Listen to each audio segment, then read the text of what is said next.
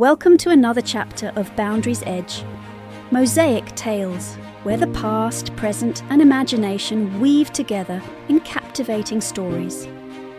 Here we journey through time and across borders to explore the human spirit, the choices we make and the ripple effects they leave behind. So grab a cozy seat, let your mind wander and prepare to be transported. This is Boundaries Edge, Mosaic Tales. Let's begin. Victorian England, a world of strict morals, bustling tea rooms, a time of grandeur, strict societal rules, and, as you'll soon discover, scandalous secrets. Today we delve into a love triangle that rocked the art world and shattered Victorian conventions.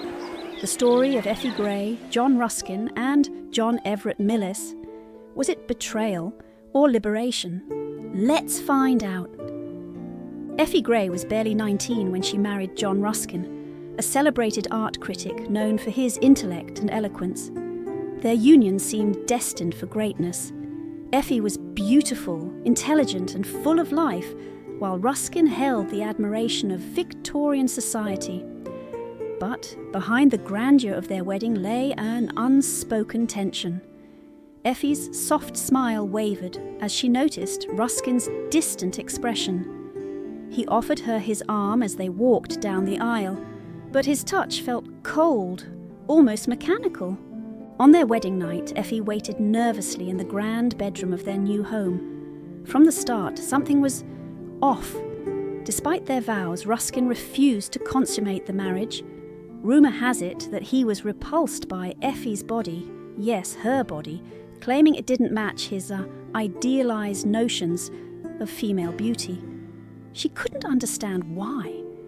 Effie's heartbreak deepened when she overheard John speaking with a close confidant. "She isn't what I expected," he confessed, his voice low but firm.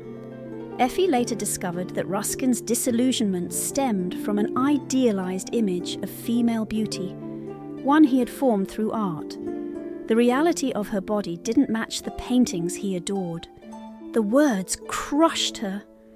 Effie was not just a woman trapped in a loveless marriage. She was a woman judged for existing as herself. Years later, Ruskin invited John Everett Millais, a rising star in the art world, to paint his portrait. Millais was everything Ruskin wasn't: warm, expressive, and deeply passionate about his craft. Effie sat across from Millais in the studio, her posture graceful, but her spirit weary. At first, their conversations were polite and formal, but over time they grew more personal. Effie felt herself drawn to Millais, his laughter like a salve for her wounded heart. Millais couldn't help but notice the sadness in Effie's eyes. As he captured her likeness on canvas, he realised he wasn't just painting a woman. He was painting her silent yearning for freedom. Effie found excuses to visit the studio more often. Their time together became her escape, a brief reprieve from the coldness of her marriage. Millais, too, was captivated by her. He admired her resilience, her intelligence, and the quiet strength she carried despite her struggles. One day, as they walked through a blooming garden, Effie confessed, "I feel like I've lived my entire life behind a curtain." Millais took her hand gently. "Perhaps it's time to pull it back," he replied. Effie made the boldest decision of her life. She sought an annulment on the grounds of Ruskin's incapacity. The legal process was grueling, and the scandal rippled through Victorian high society. Effie stood firm, refusing to be silenced by the whispers of judgmental onlookers. In court, Effie held her head high as the judge read the verdict. Her marriage was officially annulled. For the first time in years, she felt the weight of her chains lifting. Effie and Millais wasted no time. They married in a quiet, heartfelt ceremony far from the scrutiny of society. Their love was a stark contrast to the coldness Effie had endured with Ruskin.